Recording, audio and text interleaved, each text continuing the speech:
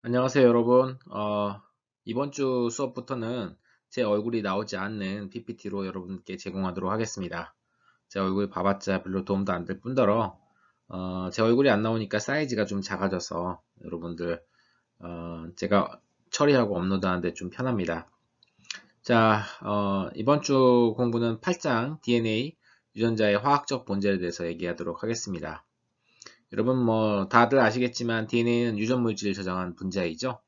그리고 이중나선 구조를 가지고 있습니다.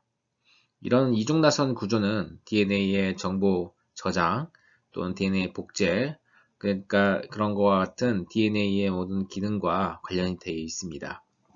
이 장에서는 우리가 DNA가 유전 물질임을 증명한 여러 실험들 있죠. 여러분들 일반 생물학에서 배웠겠지만 그 실험들에 대해서 좀 자세히 알아보고요. DNA 구조, 그 다음에 DNA가 모인 염색체 구조에 대해서 공부하도록 하겠습니다. 자, 유전 물질의 특징에 대해서 먼저 알아볼까요? 유전 물질은 복잡한 정보를 포함해야 됩니다. 결국은 우리 생명의 어떤 현상들을 나타내도록 하는 게 바로 유전 물질이기 때문에 그런 복잡한 정보를 포함해야 되고요. 유전 물질은 정확히 복제되어야 합니다. 그러니까 유전 물질이 모세포에서 딸세포로 모세포 하나에서 딸세포 둘로 될 때 이게 정확하게 둘로 복제돼야 되는 것이죠. 세 번째 유전 물질은 표현형을 암호화해야 됩니다. 첫 번째랑 좀 일맥상통하는 부분이 있습니다. 네 번째 유전 물질은 변화할 수 있는 능력을 가져야 된다 이랬는데 사실 이번 챕터에서는 다루진 않지만 2번과는 상당히 좀 배치된 듯한 느낌이 듭니다. 왜냐하면 2번은 정확하게 복제돼야 되는데 4번은 변화할 수 있는 능력을 가져야 된다라고 했습니다. 4번에서 얘기하는 것들이 바로 돌연변이에 관련된 내용이 되겠죠.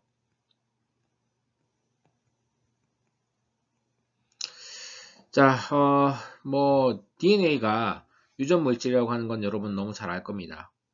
사실 1868년 미셔라고 하는 학자가 핵의 물질을 분리를 했습니다. 세포에서 핵의 물질을 분리해서 약간 약산성을 띠고 있고 또 인을 포함하고 있다는 걸 알게 되었습니다. 그래서 핵산이라고 우리가 부르고 있죠.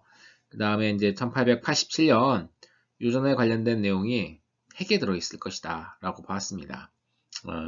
그리고 이제 그 비슷한 즈음에 코셀이라고 하는 학자가 이 핵산의 염기를 발견했고요. 레빈이라고 하는 학자는 후대 레빈이라고 하던 뉴클레오타이드가 반복되어서 DNA가 구성된다는 것들을 발견해냈습니다. 지금 여기 뉴클레오타이드 있죠? 이 뉴클레오타이드는 보시면 같이 염기, 당, 인산으로 구성되어 있는 것을 알 수 있습니다. 자, 그리고 샤가프가 여기서 이제 샤가프가 나오는데 샤가프가 참 중요한 역할을 합니다. 샤가프는 1900년대 이제 학자가 되겠죠. 염기 조성의 차이를 이제 발견하게 됩니다. 우리가 잠시 후에 또 얘기할 거예요. 그래서 A하고 T의 조성이 G하고 C의 조성과 거의 같다라는 것을 밝혀냅니다. 이거 우리가 샤가프의 법칙이라고 하는데 나중에 왓슨과 크릭이 DNA의 이중나선 모형을 만들어내는데 결정적인 기여를 했습니다. 자, 여기 샤가프의 법칙을 이 샤가프가 논문을 이제 냈던 것을 지금 어떤 책에서 다시 재인용한 그런 내용이 되겠습니다. 자, 샤가프가 대장균, 효모, 성게, 쥐, 사람을 대상으로 세포에 있는 핵산의 ATGC 비율을 계산했고요. 그랬을 때 대략 A와 T의 비율이 비슷했고 1.09, G와 C의 비율이 비슷했었습니다.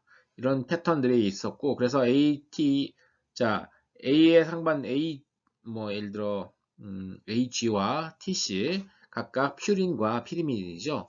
퓨린 나누기 피리미딘을 하게 되면 거의 1에 근접한다라는 걸 알 수가 있습니다. 자, 지금부터는 DNA가 유전 물질임을 증명한 여러 실험들에 대해서 알아볼 겁니다. 먼저 여러분 맨델의 유전 법칙을 맨델이 논문으로 낸 것이 1886년입니다.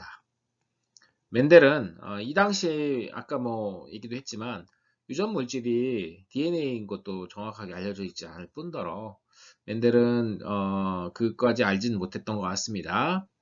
어쨌든 그런 그 유전의 패턴이 되는 요즘 물질의 패턴들을 면델이 발견했고요. 1900년대 초 염색체에 유전자가 있다라는 것들이 이제 확인됩니다. 그럼 염색체는 당연히 염색체를 구성하는 거는 여러분 아시겠지만 핵산 주로 DNA가 되겠죠. DNA와 단백질로 구성되어 있습니다. 핵산 아니면 단백질이겠거니 라고 생각을 합니다. 그래서 핵산이냐 단백질이냐 이게 이제 어떤 것이 유전 물질이냐 하는 것들이 초미의 관심사가 되겠죠. 자, 그래서 여기 보시는 바와 같이 세균과 바이러스, 제가 앞서도 얘기했겠지만 모델 생물로서 세균 같은 경우에는 유전학에서 매우 중요한 역할을 하게 됩니다. 세균과 바이러스 실험을 이용해서 DNA가 유전 물질인 것을 발견하는 실험들이 이루는데요. 먼저 1928년 이루어졌던 그리피스의 실험입니다.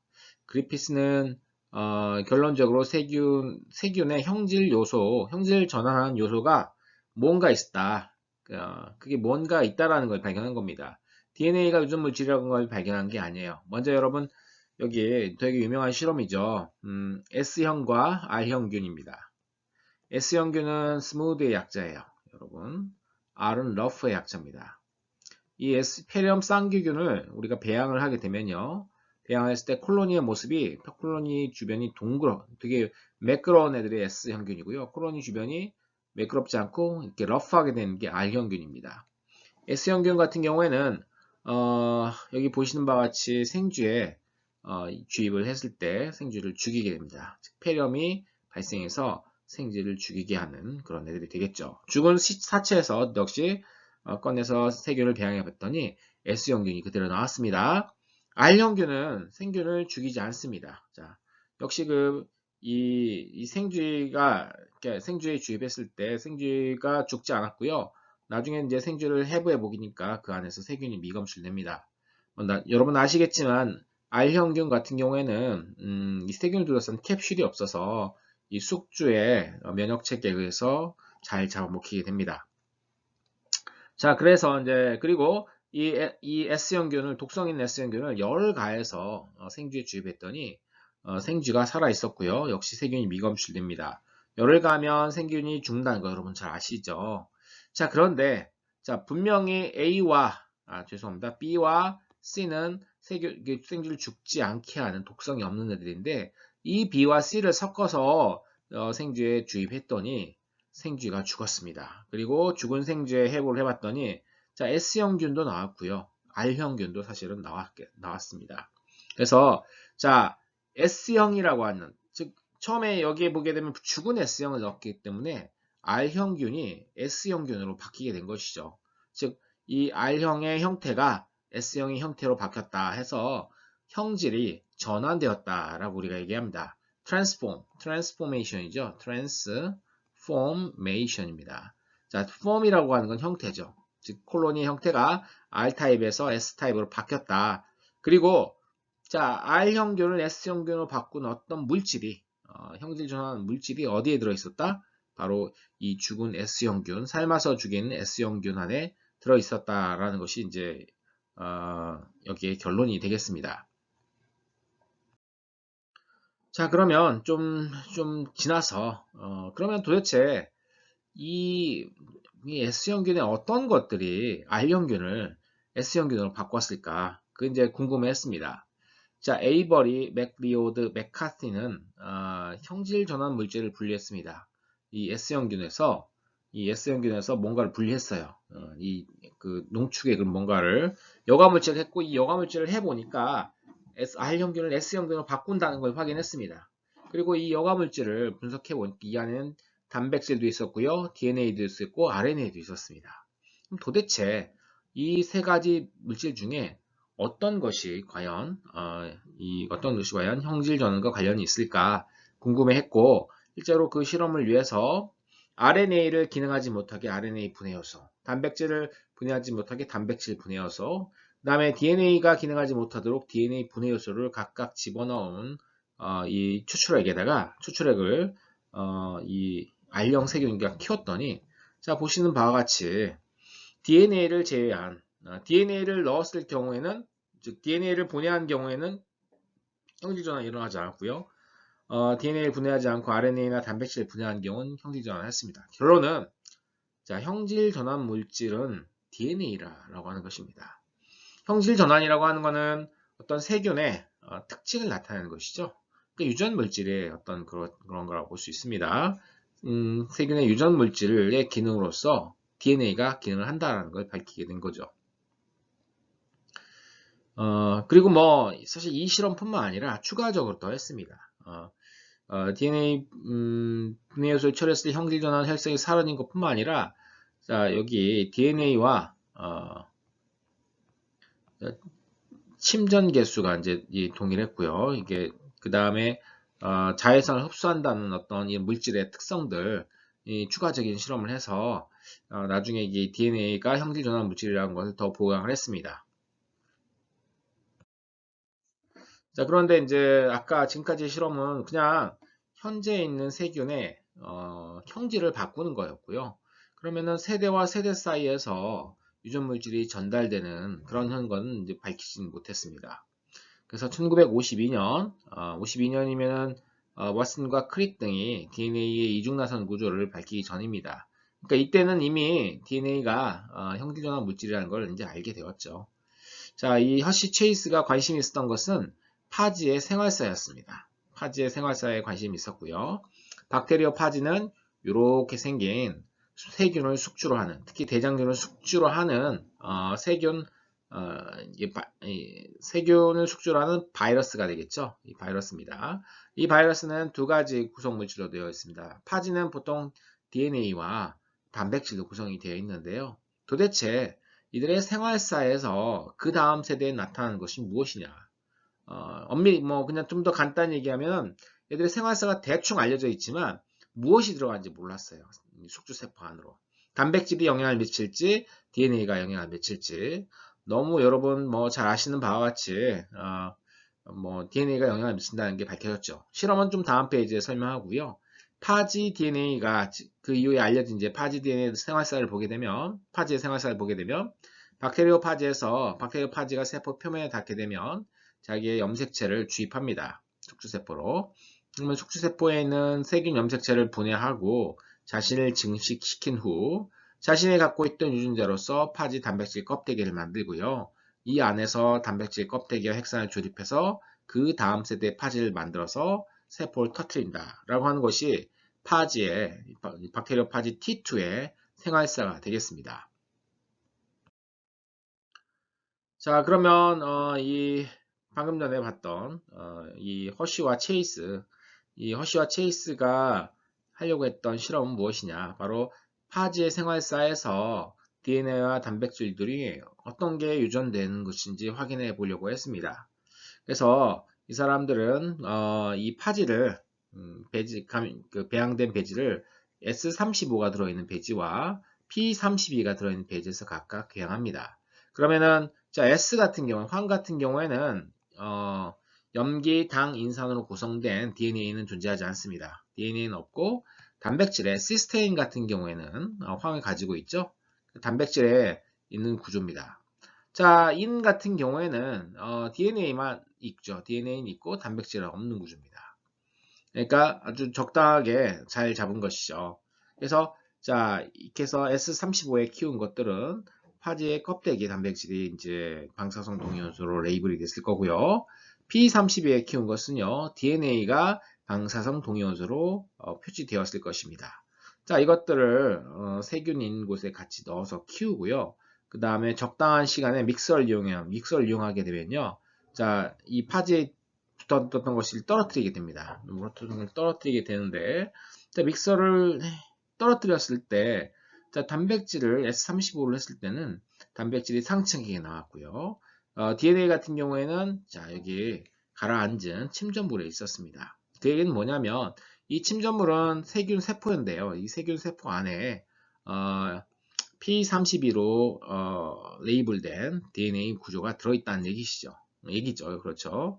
그러니까 DNA가 유전 물질이라는 것을 보여주는 대표적인 실험이라고 볼 수 있습니다. 자, 그 이듬해인 1953년 왓슨과 크릭은 DNA의 입체 구조에 대한 모형을 발표하게 됩니다. 네이처지에 발표를 했고요. 왓슨과 크릭은 이 공로를 인해서 1962년 노벨 생리의학상을 받게 됩니다. 자, 그 이전에 우리가 이제 DNA의 그 이전에 이제 DNA가 뉴클레오타이드로 구성되어 있고, 뉴클레오타이드는 염기 인산으로 구성되어 있다는 게 알려졌죠. 그러나 뉴클레오타이드의 배열이라든지 DNA 구성이 어떻게 되어 있는지는 알려지지 않았었습니다. 그리고 이제 여기 대표적으로 엑선 회절이라고 하는 방식을 이용해서 DNA 입체 구조에 대한 단서를 얻었는데요. 이 엑선 회절은 로잘린 플랭클린이라고 불리는 여자 되게 유명한 학자 있습니다. 로잘린 프랭클린과 윌킨스라고 불리는 두 학자에 의해서 분석이 되었는데요. 엑선 회절은 엑선을 정교하게 배열이 정확하게 결정을 만드는데, 이 결정이라고 하는 것들은 어떤 물질의 배열이 일정하게 규칙적으로 배열된 것들을 말합니다. 여기다 엑선을 쏘아주게 되면요, 튕겨나겠죠. 원자들이 이 엑선을 맞고 엑선이 튕겨나면요, 그 튕겨나간 패턴들을 분석을 해가지고 이 튕겨나간 패턴이 여기에 있는 그 구조에 의해서 일정하게 나타나잖아요. 그래서 이 구조를 역으로 추적을 하게 됩니다. 그랬더니 이제 여러분 아시는 바와 같이 DNA가 나선형 구조고 이 프랭클린과 윌킨스는 DNA가 나선형 구조이고, 그 다음에 이 직경이 얼마이고 이런 부분들에 대해서 잘 밝혀내게 됩니다. 자, 여기 DNA 구조를 밝히는데 공헌한 학자들의 얼굴들이 있네요. 왼쪽에 두 사람은 왓슨과 크릭이 되겠습니다. 그 다음에 오른쪽에는 이 여자 학자가 바로 로잘린 플랭클린이 되겠습니다. 로잘린 플랭클린은 아마 살아있었다고 하면 윌킨스 대신에 왓슨 크릭과 더불어 윌킨스 대신에 노벨 생리의학상을 받았을 거라고 보는데, 아쉽게도 노벨 생리의학상 발표 전 몇 년 전에 암으로 돌아가셨습니다. 그래서 노벨상은 산 사람만 받을 수 있다는 규정 때문에 노벨상을 받지 못하게 되었죠. 자, 그래서 제가 아까 말씀드린 것지만 윌킨스와 프랭클린은 DNA가 이중 나선인 구조라는 걸 이제 밝히게 됩니다. 그리고 사실 왓슨과 크릭은 특별하게 한 일들은 별로 없어요. 한 일이 별로 없는 건 아니지만, 일단은 샤가프의 법칙에서 AT와 GC가 서로 상보 결합한다고 하는 아주 결정적인 아이디어를 내게 되고요. 자, 로잘린 프랭클린과 그 다음에 윌킨스가 제시했던 나선 구조, 이중 나선 구조로부터 힌트를 얻게 됩니다. 그래서 여기 보이는 바와 같이 모형을 제작했어요. 모형.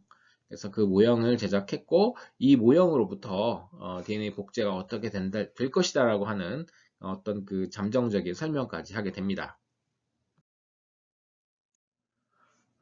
자, 그러면 DNA 구조는 어떻게 되어 있을까요? 일단은 DNA 구조를 이 책에서는 1차, 2차, 3차 구조로 설명을 하고 있습니다.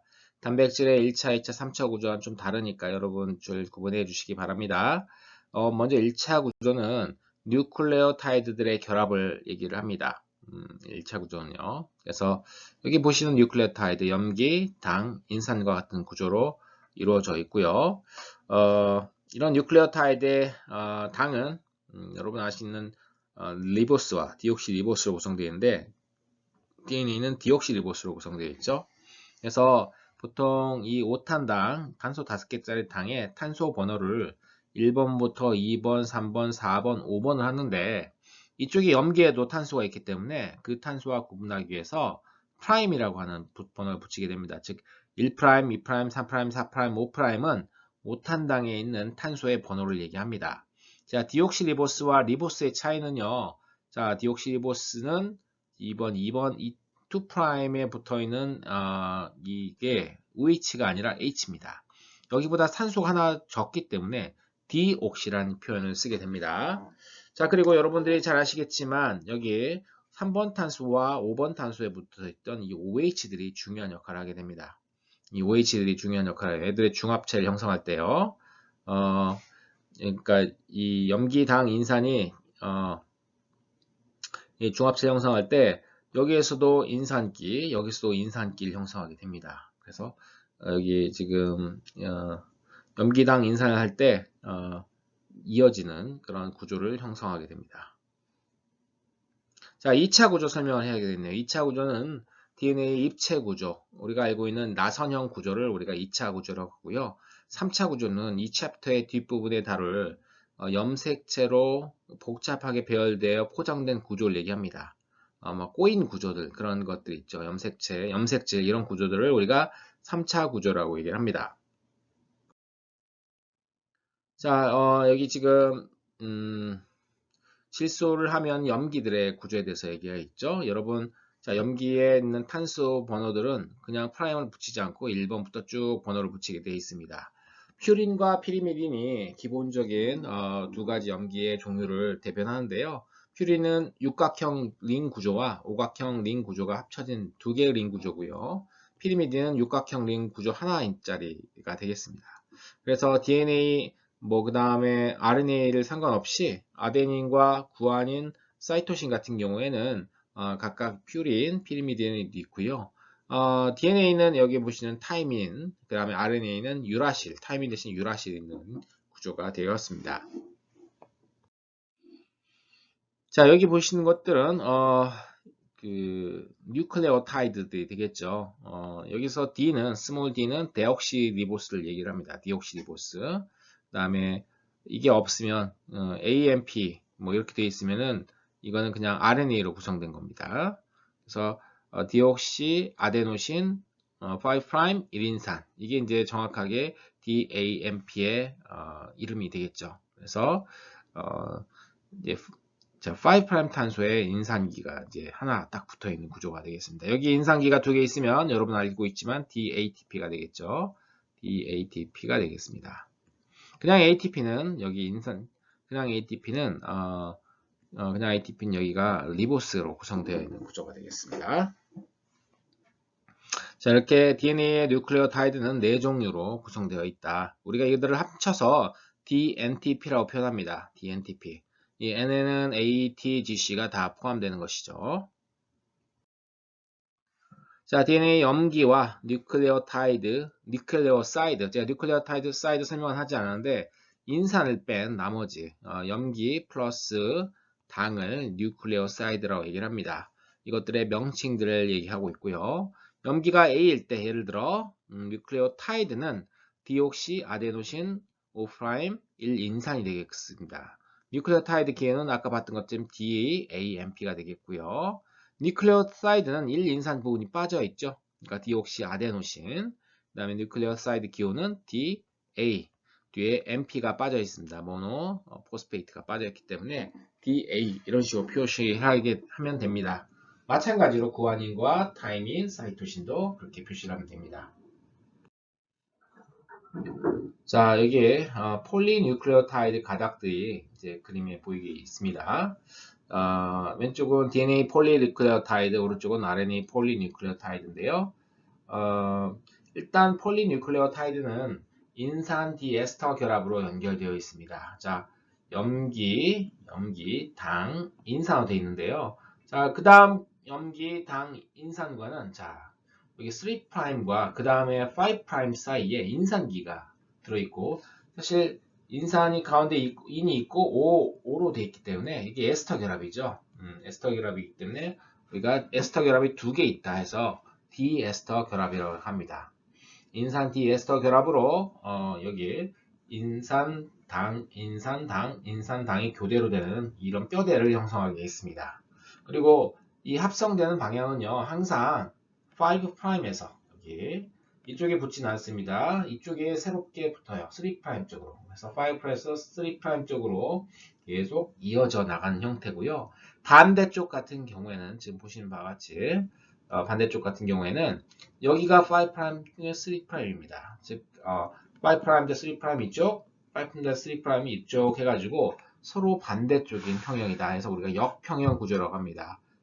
역평행 구조, 죄송합니다. 역평행 구조라고 해서 이런 식으로 되어 있고요. 그 다음에 더 중요한 거는 제가 아까 왓슨과 크릭이 A와 T, 그 다음에 G와 C가 서로 상보 결합을 할 것이다 라고 얘기했는데요. 실제로도 A와 T, G, C는 이렇게 서로 마주치게 되면요. 수소결합의 수가 다릅니다. AT 사이엔 수소결합의 2개, GC 사이엔 수소결합 3개로 해서 이런 수소결합의 정확도에 의해서 상보결합을 정확하게 할 수가 있습니다.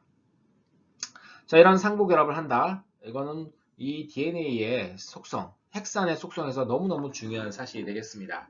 잠시 후에 얘기하겠지만 정확한 정확히 DNA 복제 시는 정확하게 DNA를 복제하겠고요. 전사라든지 번역과 같은 과정 중에서도 정확하게 해당 뉴클레오타이드와 상부적인 서열들이 올 수 있게끔 도와줍니다. 자, RNA 같은 경우에는 아까 봤던 것처럼 유라실, 타이민 대신에 유라실이 있고요. 그 다음에 여기 5탄당에 OH가 2' 칸소에 OH가 있는 리보스를 쓰게 됩니다. 자, 왓슨과 크릭 모형의 이제 왓슨과 크릭이 밝혀낸 형태의 DNA 구조를 우리가 B형 DNA라고 하는데요. 사실 B형 DNA 구조에 대해서 먼저 설명하고 B형 말고 다른 구조의 DNA들도 존재하게 됩니다. 그거는 이 다음 페이지에 설명할게요. 자, B형 DNA는 대다수 우리 세포 안에 있는 대다수의 DNA 구조가 이런 형태를 띠게 됩니다.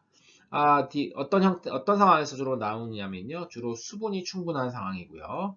그 다음에 GC가 반복되지 않는, GC가 반복되게 되면 다음 페이지에 보겠지 좀 독특한 나선 구조를 형성하게 됩니다. 그렇지 않고 일반적인 뉴클레오타이드 구조고 서열이고 그 다음에 수분이 충분한 상태에서는 대다수가 B형 DNA 구조를 나타낸다라는 얘기입니다. 자, B형 DNA 구조는요.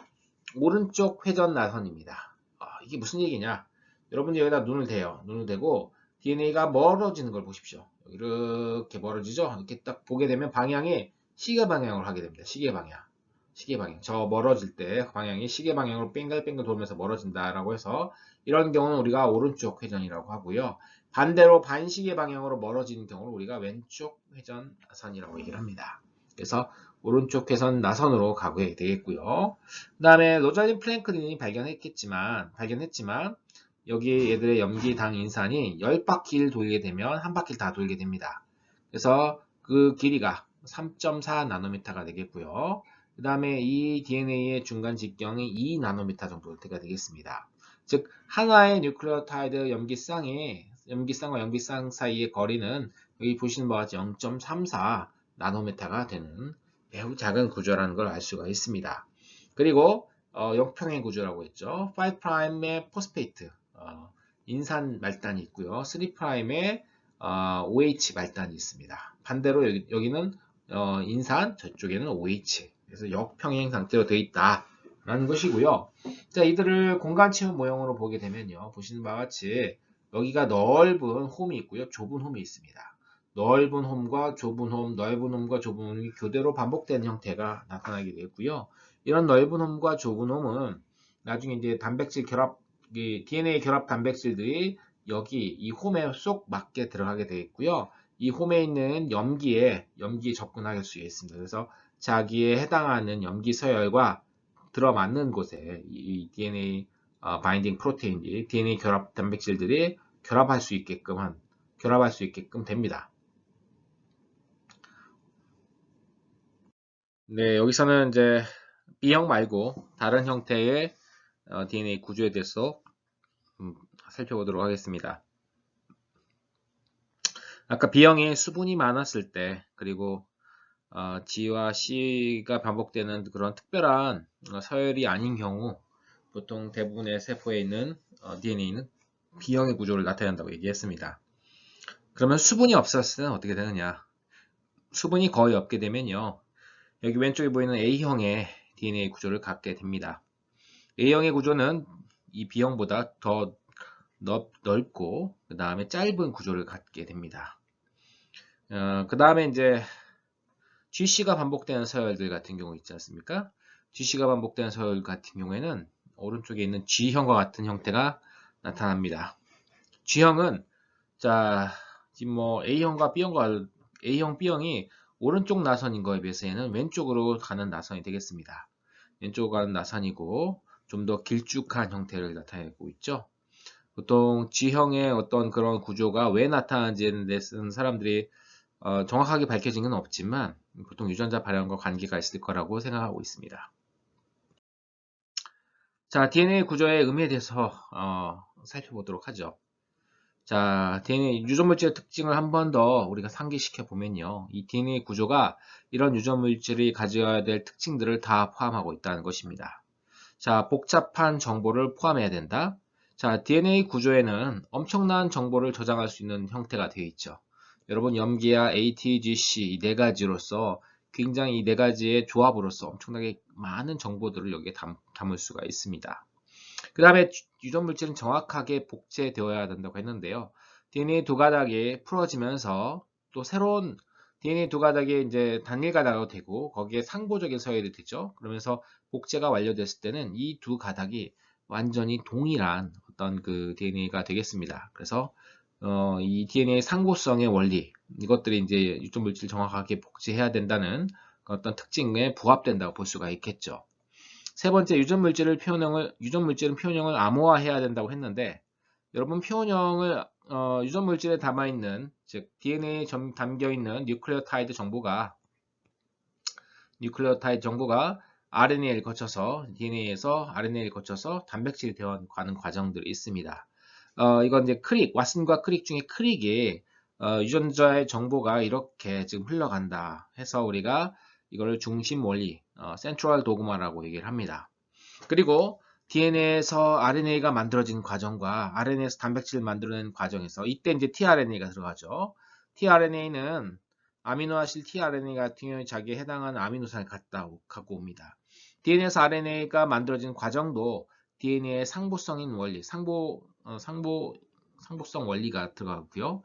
RNA에서 그 RNA 코돈에 해당되는 아미노산을 갖고 오는 것, 즉 tRNA와 이 mRNA 사이에서의 상보성의 원리에 의해서 결국은 이 유전자 발현이 완성이 되는 것이죠. 그래서 이런 물질의 특징을 세 번째 특징도 여기에 이제 부합된다고 볼 수 있습니다. 자, 우리가 네 번째 유전물질은 변화할 수 있는 능력을 가져야 된다고 하는데 이 뒤에 챕터에서 돌연변이를 다룰 때 우리가 한번 또 자세히 논의해 보도록 하겠습니다. 자, 여기 센트럴 도그마 중심 원리가 있지만 사실 중심 원리는 들어맞지 않는다는 게 나중에 알려졌죠. 수많은 RNA 바이러스들이 역전사 효소를 갖고 있습니다. 그래서 RNA에서 DNA로 거꾸로 가는 과정도 있기 때문에 최근엔 이 센트럴 도그마가 완전히 맞지는 않는다라는 얘기죠. 그럼에도 불구하고 우리의 거의 99.99%의 유전자들은 전부 다 이 센트럴 도그마 중심 원리를 통해서 발현이 되게 됩니다. 자, 이제 DNA 3차 구조에 대해서 알아보도록 할게요. DNA 3차 구조는 여기 지금 대장균이 여기 있고요. 세균 염색체는 이 대장균 길이의 약 1000배 정도입니다. 지금 여기 이게 1000배가 아니라요. 사실은 책에 두 페이지를 가로막는 거에 모두를 둘러싸고 있어요. 엄청나게 길죠. 자, 이렇게 긴 염색체가 이렇게 작은 대장균 안에 똘똘 말려서 들어가야 됩니다. 그러니까 그냥 들어가면 안 되지요. 펼쳐서 들어가지 않고요. 얘들이 압축된 형태로 들어가게 됩니다. 원핵생물, 즉 세균과 같은 경우에는요. 여기 보시는 초나선 꼬임 형태를 띠고 있다고 합니다. 저기 전화기를 가지고 예를 들었는데 우리가 전화줄을 이렇게 놓으면 이렇게 되는데요. 여러분들 경험이 있을지도 모르겠습니다. 전화기를 받고 놓게 되면요. 수화기를 놓게 되면 이게 한 바퀴씩 꼬여요. 꼬여가지고 이렇게 꼬이게 되고 이게 한 몇 달 가게 되면 엄청나게 꼬인 전화줄을 볼 수가 있겠습니다. 자, 세균이 가지고 있는 DNA 구조는, 염색체 구조는요, 이렇게 원형의 DNA 구조가 되겠죠? 자, 이 원형의 DNA 구조인데요. 이 DNA 구조가 이 내부에서 회전을 좀 하게 되면, 보시는 바와 같이 초나선, 슈퍼코일이라고 불리는 초나선 꼬임을 만들어내게 돼요. 이 초나선 꼬임인데, 여러분들이 이제 이걸 계속, 이거 고무줄이라 생각하고 계속 꼬면 이렇게 되는 것이죠. 자, 이 나선이 좀 풀어진다 라고 했을 때, 회전이 부족한다고 했을 때는 초나선 꼬임이 되는데 거의 구조는 비슷해 보이지만, 자, 이때를 우리가 음성 초나선 꼬임이라고 하고요. 이것들을 회전을 과다하게 더 꼬았을 때를 양성 초나선 꼬임이라고 얘기를 합니다. 그래서 이 초나선 꼬임을 만들어내는 초나선 꼬임으로 이제 압축된 형태로 우리 이 대장균이나 이 세균 안쪽에 염색체가 들어있는 형태 되겠죠. 자, 이런 꼬임을 과다하게 만들거나 풀게 만드는 효소가 있으니 그 이름이 바로 토포아이소머레이스라고 하는 효소입니다. 토포아이소머레이스. 여러분들이 아마도 분자 유전학이라든지 분자 생물학이라든지 세포생물학, 분자 세포 생물학에서 배웠을 건데요. 이 토포아이소머레이스는 이 DNA 이중나선 가닥을 한 가닥 또는 두 가닥을 끊어가지고 얘들을 꼬아주죠. 꼬아주는 역할 또는 얘들 풀어주는 역할, 그 역할을 하도록 하겠습니다. 그런 기능을 가지고 있어요.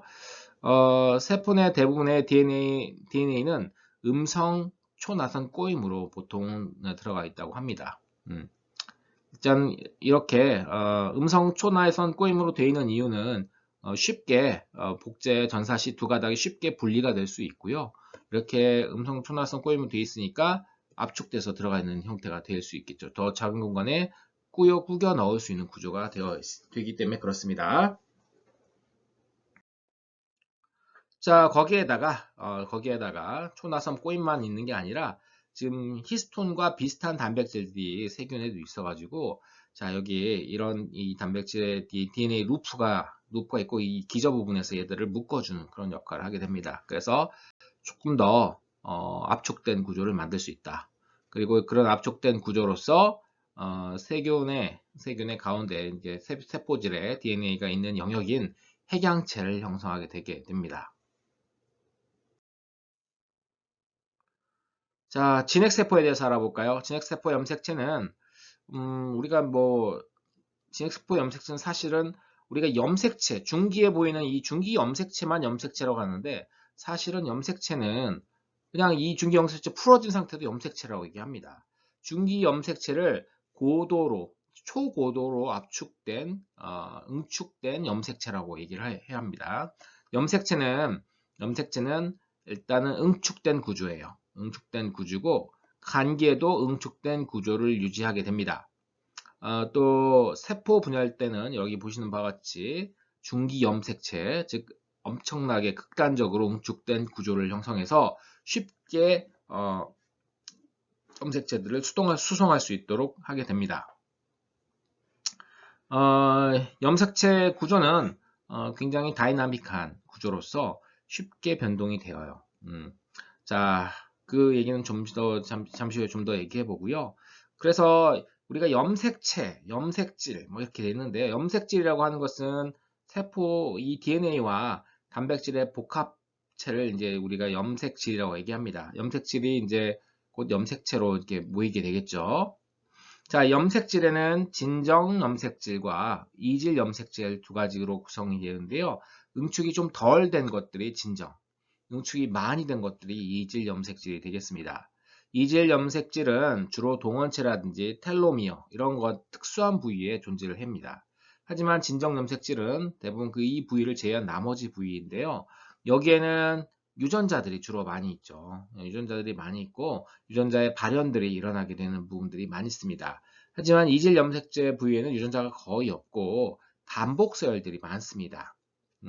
반복서열이 많고 거의 그 전사나 이런 부분들이 전사가 거의 없죠. 유전자가 별로 없기 때문에 전사가 거의 일어나지 않을 뿐더러 그 다음에 교차도 여기에선 잘 일어나지 않습니다. 그래서 두 가지 염색질 구조로 되어 있다는 거 여러분 자, 이해해 주시고요. 이 염색질 구조는 이 히스톤이 이제 주로 기여해가지고 이런 염색질 구조를 만들게 됩니다. 자, 여기에 DNA 이중나선 구조가 있죠. 이중나선 구조는 폭이 2나노미터 정도 된다라고 얘기를 했었습니다. 자, 이것들이 여기 보이는 것 같은 뉴클레오점을 형성을 합니다. 구슬이 끼워진 것 같은 구조를 만드는데 이 뉴클레오점 구조를 형성하고요. 그 뉴클레오점 구조가 좀 더 응축되면 30나노미터 직경의 섬유를 만들고 그 직경의 섬유들이 300나노미터 루프를 형성하게 됩니다.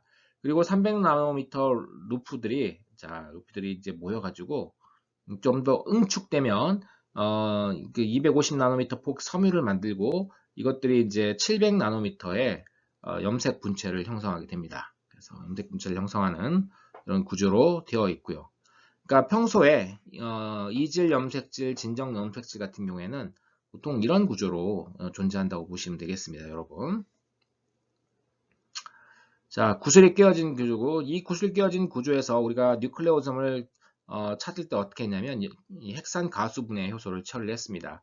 이 다음 슬라이드에 있어요. 그래서 여기 보이는 이 히스톤 같은 경우에는 8개의 단백질로 구성이 되어 있죠. 그 다음에 8개 단백질로 있고 그 8개 단백질 약 2바퀴 정도 DNA가 감고 있는 구조로 되어 있습니다. DNA는 이 DNA가 감고 있는 그 베이스 페어는 145에서 147 베이스 페어 정도를 베이스 페어 정도가 이 뉴클레오즘 주변을 감고 있고요. 뉴클레오즘의 이 히스톤 단백질은 히스톤 꼬리가 있어서요. 이 꼬리에는 라이신이라든지 아르진 같은 것들이 라이신이나 아르진은 다 플러스로 대전된 아미노산이 되겠습니다. 이런 것들이 있어서 조금 더 이 DNA의 인산기, 마이너스기와 잘 결합할 수 있도록 해줍니다. 그리고 이제 이런 꼬리들이 나중에 이제 아스틸기가 결합한다든지 이렇게 되면요, 염색질의 구조에 변화가 생기게 됩니다. 염색질의 구조의 변화는 곧 이 염색질이 촘촘하게 되어 있으면 사실 유전자 발현이 굉장히 어려운데 유전자 발현과도 어느 정도 관련이 있습니다. 여기 노란색 막대기처럼 된 것은 히스톤 1 단백질인데요. 이 히스톤 8개의 단백질은 포함되지 않지만 밖에 붙어가지고 2바퀴 이렇게 감고 있잖아요. 이 2바퀴 감고 있는 구조를 잘 안정화시키는 그런 어떤 기능을 가지고 있습니다. 자, 핵산 분해 요소를 이 염색질에 처리하게 되면요. 여기가 끊어지게 되겠죠? 염색질이 끊어지고 요 하나의 단위가 뉴클레오즘을 이제 형성하게 됩니다. 자, 그리고 핵산을 좀 더 처리하게 되면요. 여기 덜렁덜렁한 부분들도 다 제거가 됩니다. 이 덜렁덜렁한 부분을 다 제거한 순수하게 뉴클레오즘을 둘러싸고 있는 DNA의 길이는 145에서 147 베이스 페어 정도가 되겠습니다.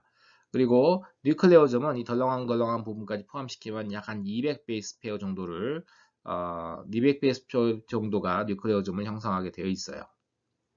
제가 아까 염색질 구조 변화 말씀을 드렸는데요.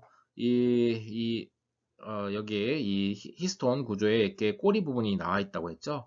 이 꼬리 부분에 아세틸기가 붙게 되면요. 그러니까 아세틸기 전이 요소가 아세틸기를 라이신이나 이런 데 붙이게 됩니다.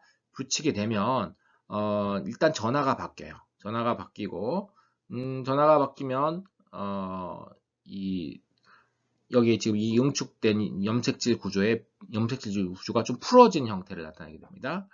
자, 히스톤의 또 메틸화, 인산화 이런 것들도 이 히스톤 이 염색질 구조에 영향을 미치게 되고요.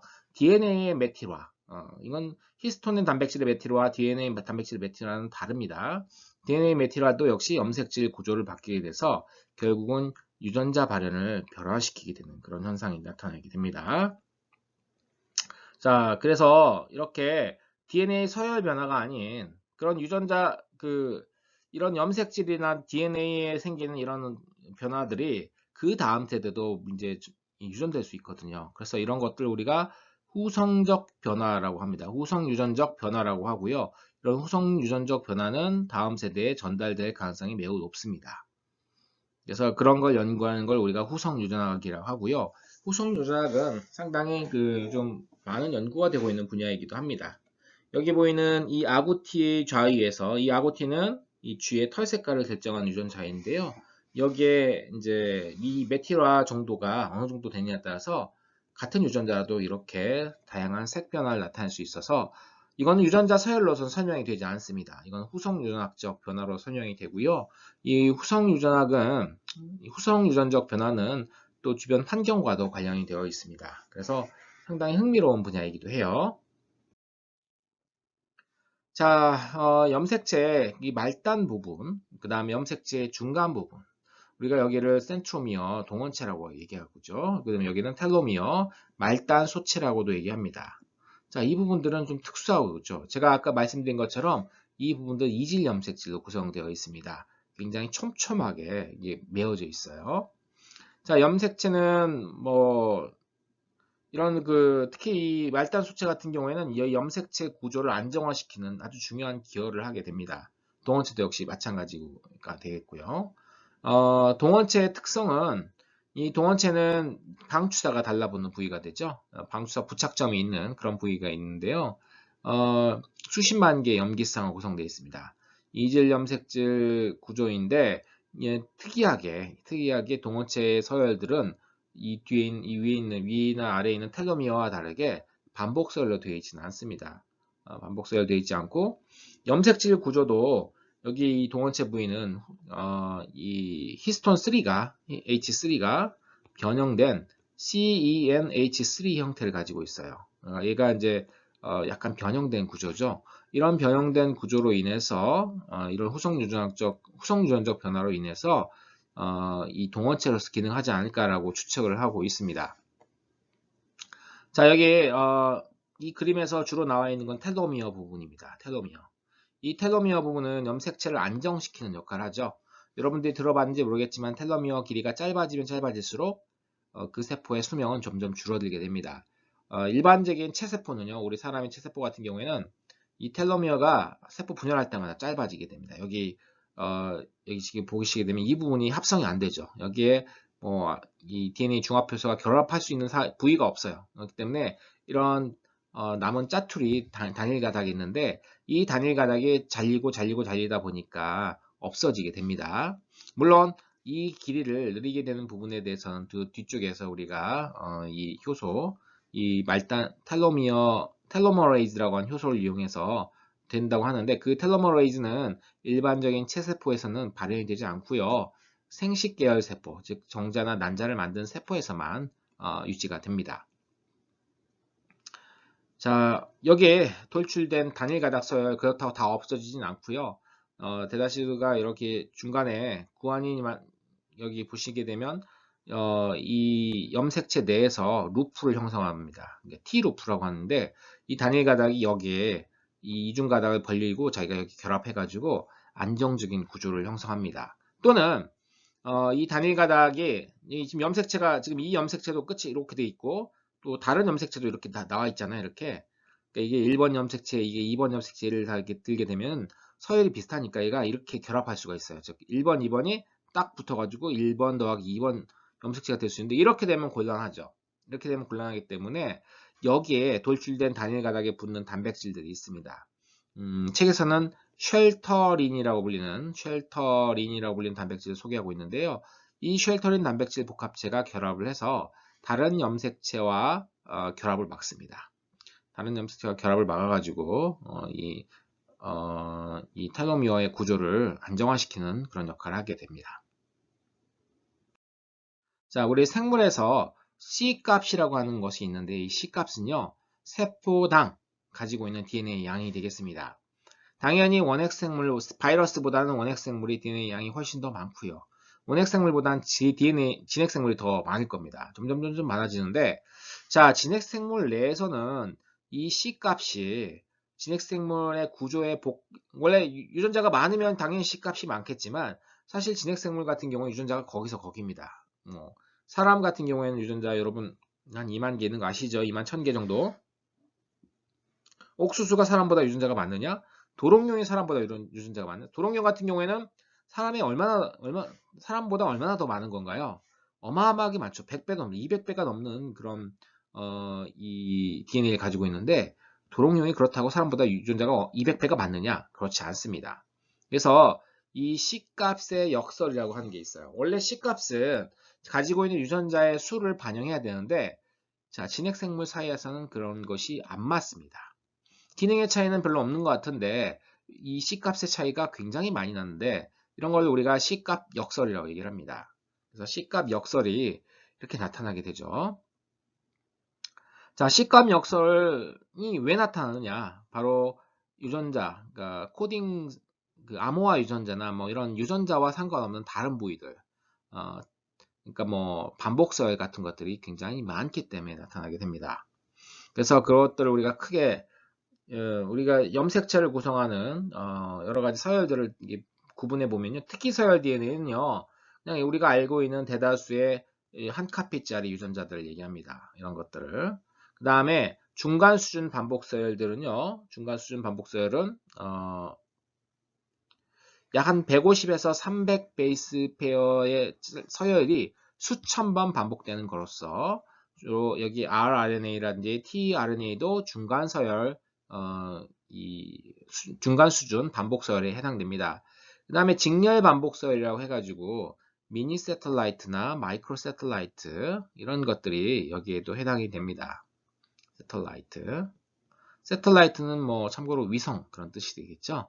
자, 미니와 마이크로 새틀라이트들이 직렬로 앞뒤로 촘촘하게, 즉 예를 들어 마이크로 새틀라이트는 AC 서열들이 AC 이렇게 앞뒤로 직렬로 반복되는 그런 서열들을 얘기합니다. 짧은 마이크로 새틀라이트는요. 미니 새틀라이트는 수십 배짜리가 이렇게 반복되는 서열들을 우리가 미니 새틀라이트 얘기합니다. 그 다음에 이제 산재성 반복 서열이 있습니다. 산재성 반복 서열은 중간에 흩어져 있는 것들 얘기해요. 반복해서 직렬 반복 서열은 앞뒤로 반복되어 있지만 산재성은 염색체가 있으면 여기도 있고 띄엄띄엄 여기도 있고 여기도 있고 여기도 있는 그런 서열들을 얘기합니다. 대표적으로는 알루 서열이 있습니다. 알루 ALU 서열이 있고요. 이 알루 서열 외에 다른 어떤 좀 짧은 SIN이라고 불리는 그런 산재성 반복 서열이 있고요. 그 다음에 좀 긴 롱 산재성 반복 서열이 있습니다. 라인이라고 우리가 얘기를 합니다. 사인과 라인인데 알로는 사인에 해당됩니다. 그 다음에 라인 중에 특정 라인은 사람의 염색체 약 17%를 차지할 정도로 크게 많이 차지하는데요. 보통 이 라인들은 어디에서 왔느냐? 우리 염색체 안에 전이인자들 있죠? 전이인자들. 이 전이인자들이 이동을 할 수 있는 능력을 가진 DNA 서열들인데 이 전이인자 중에 어떤 것들은 이동 능력을 상실하고 그냥 어느 자리에 박혀 있는 애들이 있습니다. 그러니까 전이인자의 잔재들이 바로 이 사인과 라인과 같은 산재성 반복 서열이라고 보시면 되겠어요. 그 다음에 이제 고단위 반복 서열은 동원체나 텔로미어 같이 아주 짧은 서열이 정말 수만 번 엄청나게 반복된 그런 서열들이 이제 여기에 해당되게 되겠습니다. 자, 이번 챕터 정리하도록 하겠습니다. 이번 챕터에서는 유전 물질의 특징, DNA가 유전 물질임을 증명한 실험, 그 다음에 DNA 1, 2, 3차 구조, 그 다음에 DNA 진핵세포의 염색체 구성에 대해서 공부를 했습니다. 자, 그래서 그랬고요. 여러분 숙제로서 이 초나선 꼬임 중에 양성 초나선 꼬임과 음성 초나선 꼬임이 있었다고 얘기했는데 이것들이 무엇인지 간략하게 정리해서 과제함에 올려주시기 바랍니다. 예, 여러분 수고하셨습니다. 다음 시간에 뵙겠습니다.